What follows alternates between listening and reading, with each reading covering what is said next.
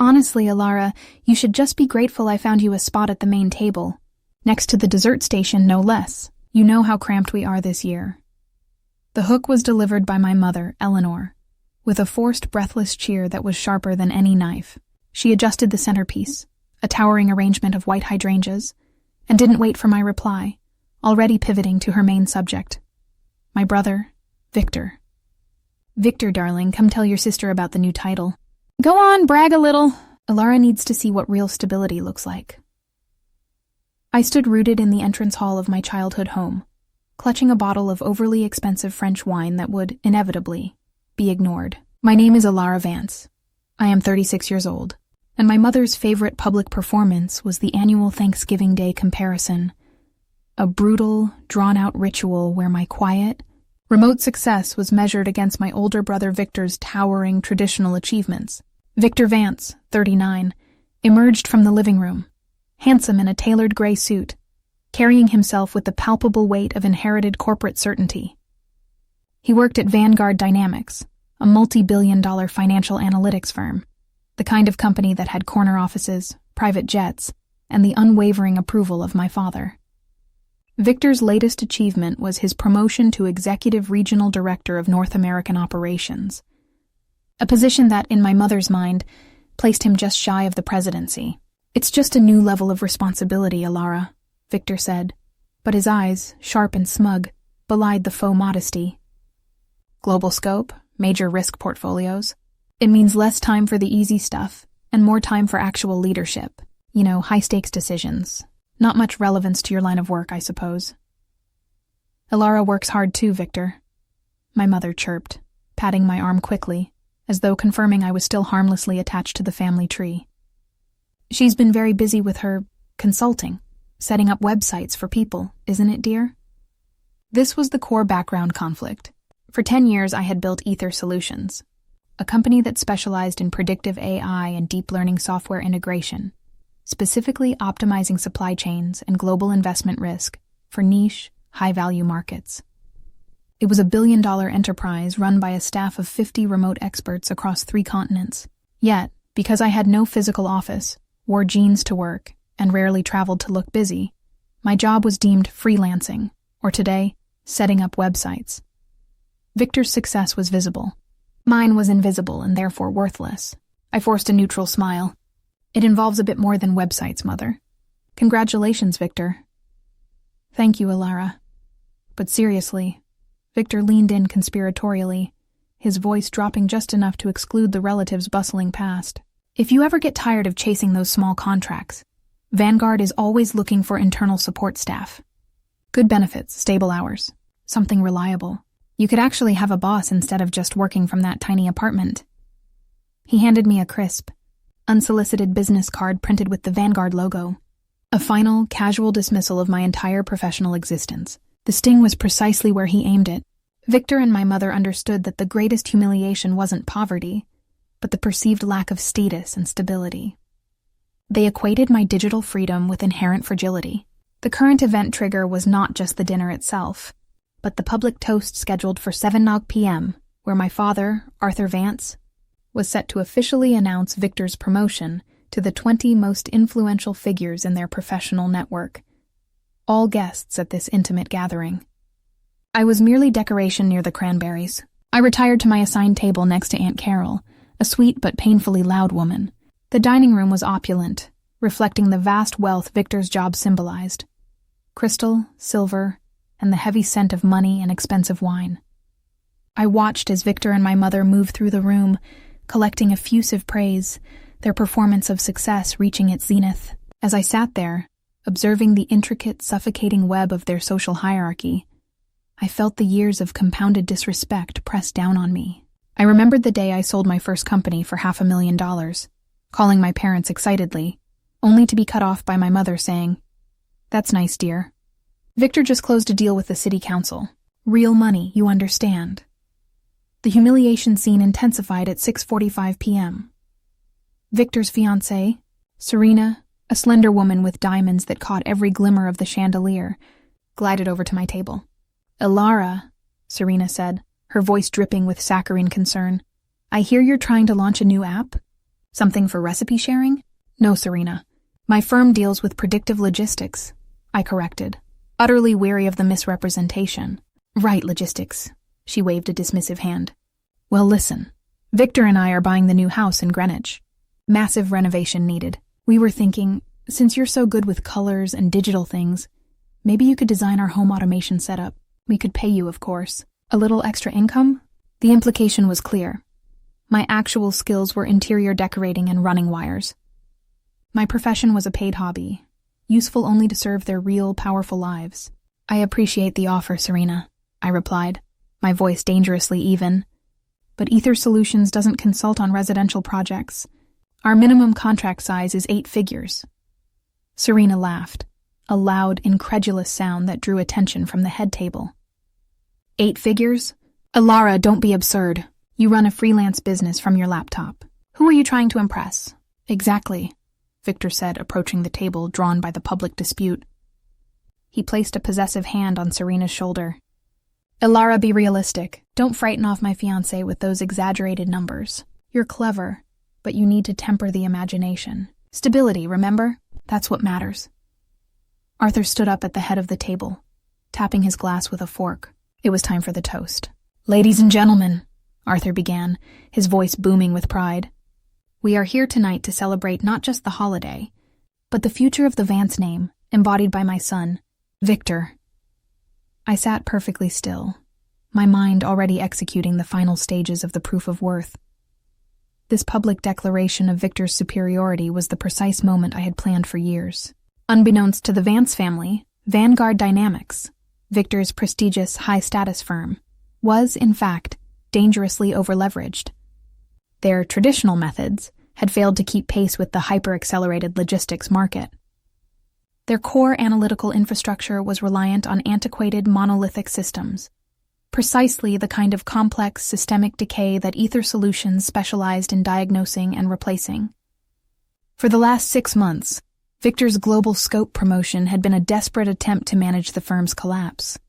Arthur was now detailing Victor's stellar career trajectory, listing his promotions and his anticipated ascent to the presidency. Victor is the embodiment of traditional, reliable success, Arthur declared, raising his glass high. He is the pillar upon which this family's financial future rests, the kind of solid, dependable professional stability that unfortunately, some of us, he cast a quick, cold glance in my direction, have chosen to dismiss in favor of frivolous, unstable ventures. He looked at Victor with immense pride. To Victor, the future CEO of Vanguard Dynamics. The guests cheered wildly.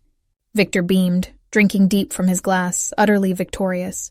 I pulled out my phone, sending a single encrypted text message to my lead counsel Marcus.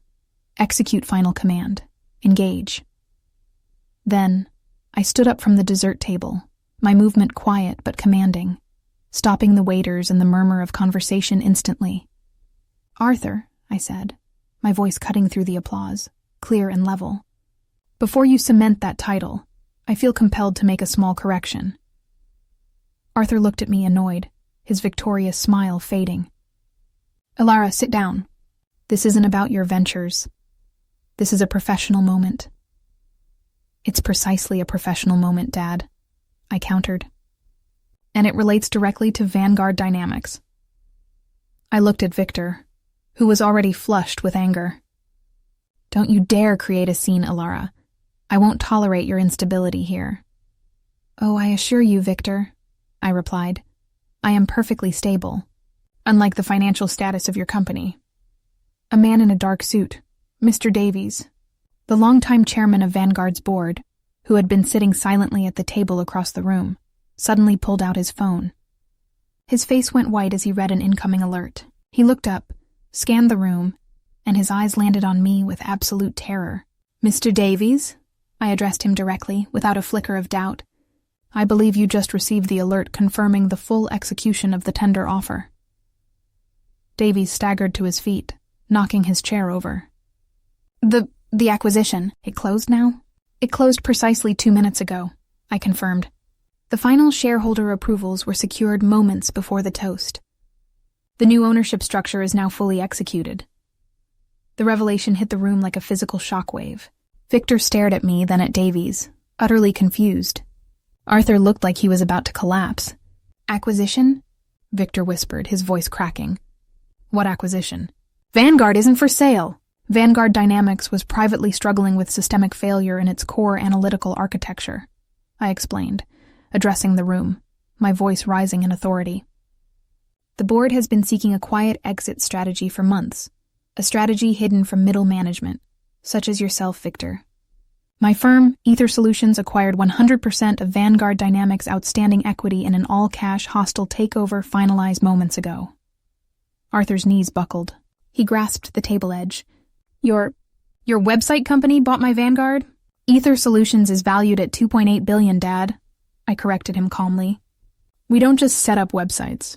We develop proprietary deep learning AI that detects and corrects systemic failures in monolithic, outdated financial infrastructure, the exact infrastructure Vanguard relies on.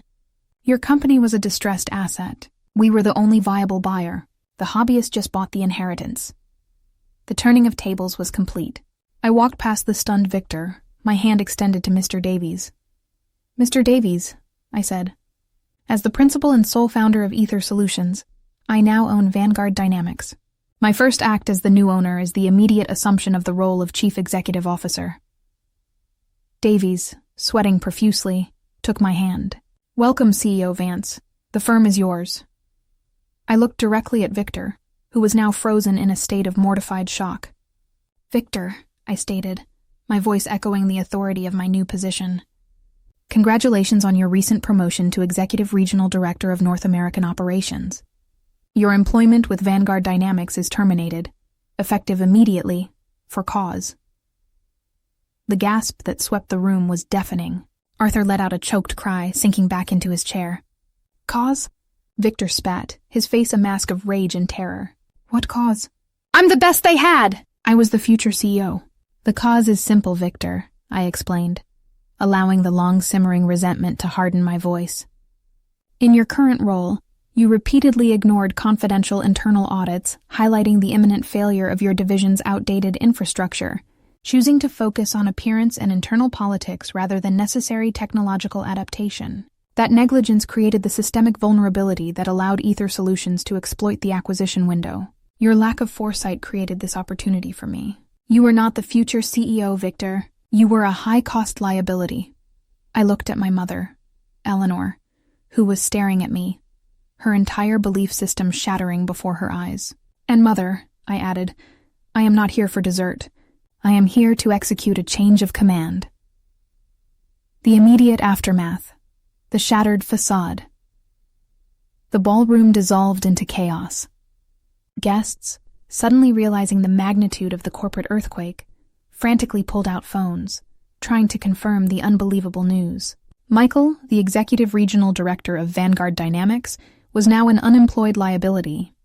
His sister, the freelancer with the hobby, was the new CEO and his immediate superior. Arthur Vance, my father, was the first to speak, his voice a pathetic croak. "Leona, wait. You can't fire your brother. He's family." "This is vengeance." "This is not vengeance, Dad," I corrected him, pulling the Vanguard Dynamics acquisition documents from my clutch. "This is a necessary corporate restructuring.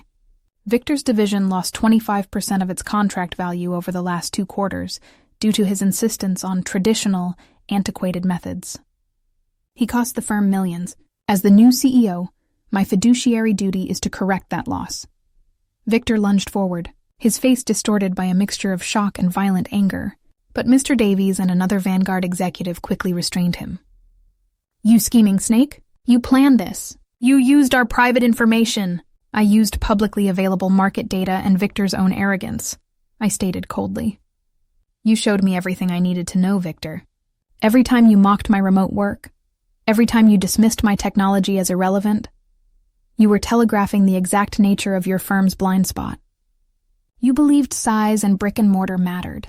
I proved that data and vision matter more." Eleanor, my mother, abandoned her chair and rushed toward me, her desperation turning quickly into frantic, manic justification.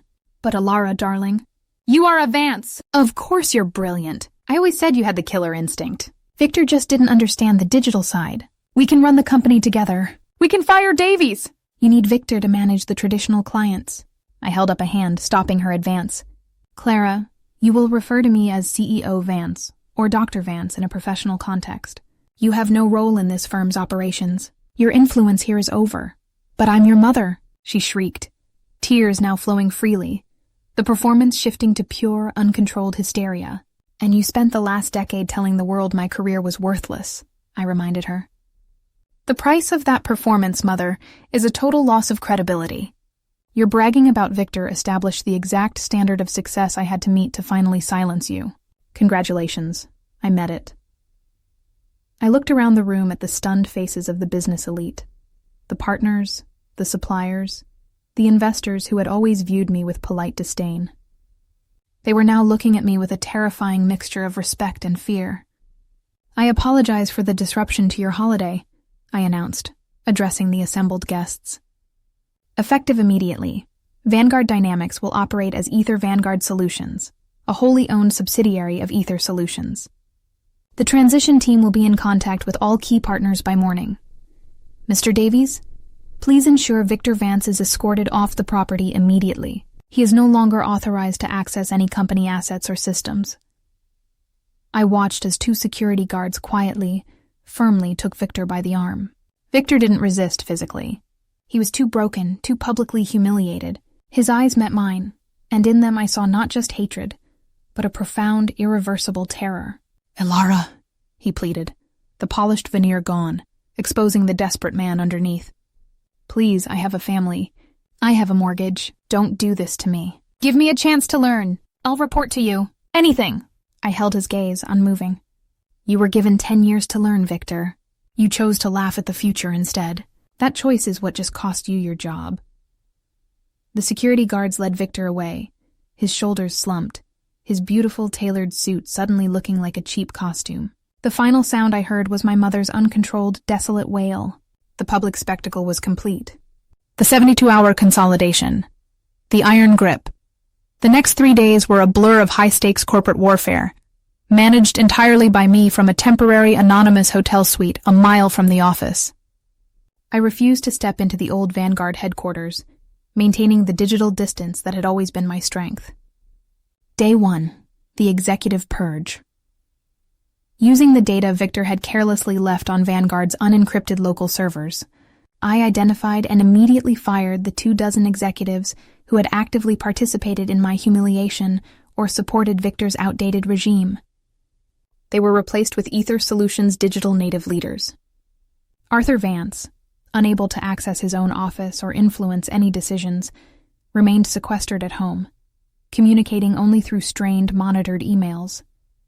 Day 2, the family siege. The real chaos was domestic. My phone, previously silent, exploded with frantic calls from my parents, all routed through Marcus, my legal counsel. Eleanor's strategy, Phase 1.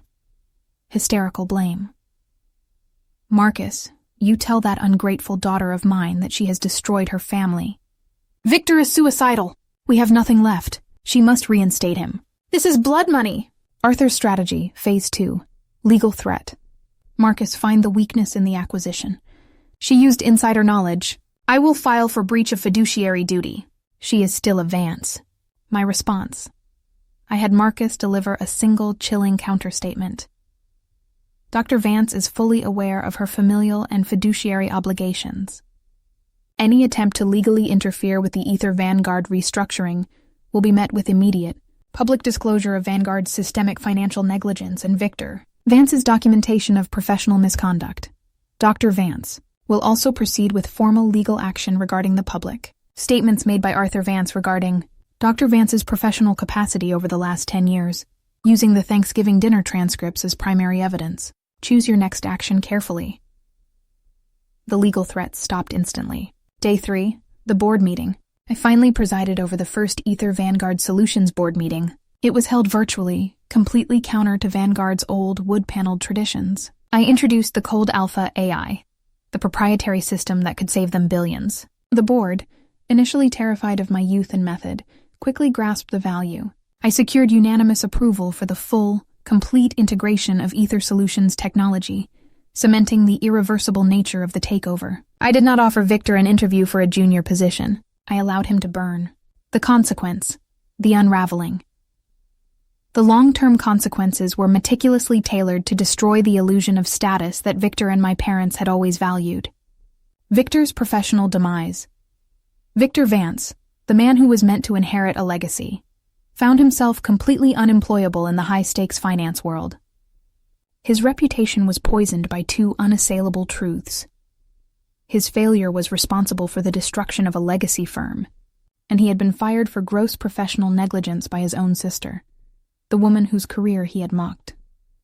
The corporate world viewed him as both incompetent and tragically ironic. He tried to start his own consulting firm, focusing on old-school client relationships. But the digital world had moved past him. He was reduced to taking a low-level sales job selling obsolete software to provincial firms, forced to travel constantly, the very grind he had mocked me for avoiding. His once glorious life of Greenwich extravagance was replaced by small corporate apartments and crippling mounting debt. The Vance family downgrade. Arthur and Eleanor were forced to sell the sprawling family home, the very symbol of their status, to cover the legal costs incurred trying to fight the takeover. They moved into a modest mid-century condo, debt-free but stripped of their social stage. Eleanor's social life evaporated. The wives of Arthur's former associates now viewed her as the mother who had raised a failure and ridiculed the genius. Eleanor's desperate attempts to reconcile were continuous and pathetic. 2 years after the takeover, she tried a new tactic. She called me on a blocked number. "Elara, darling, I saw Victor at the grocery store. He looks terrible. He's struggling. We need to help him. You're the CEO. You can give him a job. He could manage your office supplies." "Victor is an adult, Mother," I replied, the executive distance never wavering. "He is responsible for his own career trajectory. I do not hire based on familial obligation. I hire based on demonstrable merit and technological alignment. He failed both requirements." "But he's your brother," she pleaded. "And you are the mother who spent 10 years convincing him he was superior and teaching him that my professional life was a joke," I finished for her. "The consequence of your favoritism is that he never developed the skills necessary to survive in the world I now own." The quiet triumph. 5 years later, Ether Vanguard Solutions was the undisputed leader in its sector, its success powered by the infrastructure I had built in my tiny apartment. My net worth surpassed Victor's firm's original value tenfold. I was invited back to the city for a major industry award, the global pioneer in predictive analytics. The ceremony was held, ironically, in the very ballroom where the wedding reception had taken place. I stood on the stage, accepting the award, looking out at the 1,000 faces of the global elite. Arthur and Eleanor had begged to attend.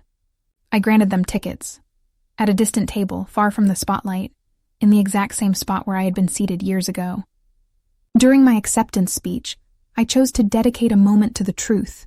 "I dedicate this honor," I said, my voice strong, amplified across the immense room, to every young professional who has ever been told their vision was a hobby or their remote work was unstable. The greatest lesson I ever learned was that true stability isn't found in a building or a title. It is found in the unassailable value of your own intellectual capital. The people who mocked me saw only a freelancer working from home. I saw a CEO quietly building a multi-billion-dollar infrastructure that would eventually purchase the very reality they represented. I caught Victor's eye, seated at a remote table, not recognizing me in the formal crowd. He looked older, tired, stripped of his golden aura. He was now just another man in the crowd, watching the inevitable success of the person he tried to ridicule. I didn't reach out to him. I didn't offer a final job. The ultimate revenge wasn't firing him. It was achieving a level of success so vast that his existence and the sting of his past mockery became utterly irrelevant to my future. I had bought the firm, and in doing so, I had bought my freedom and my definitive, unassailable worth. The hobbyist had not just won, she had digitized the entire game.